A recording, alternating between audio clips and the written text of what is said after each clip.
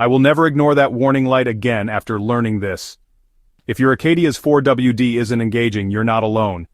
Let's break down what might be going on. First up, check the basics. Is your Acadia in park or neutral? Most 4WD systems won't engage in drive. Next, look for warning lights like the Service 4WD message on your dashboard. No warning lights? Try switching the 4WD mode back and forth. Listen for clicks or clunk. Silence could mean an electrical issue. Still nothing? Pop the hood and check your fuses, especially the ones labeled for the transfer case or 4WD system. A blown fuse is a quick fix. If fuses are good, it could be the 4WD actuator or the transfer case motor.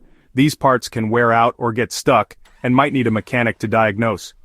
Don't forget, low battery voltage or even a dead key fob can cause weird electronic problems, including 4WD not working. And if your Acadia's been in deep snow or mud, debris could jam the system. Sometimes a quick rinse under the car can help. Bottom line, some fixes are simple, others need a pro. When in doubt, get it checked out. That's how you keep your GMC Acadia ready for anything, even when the road gets rough.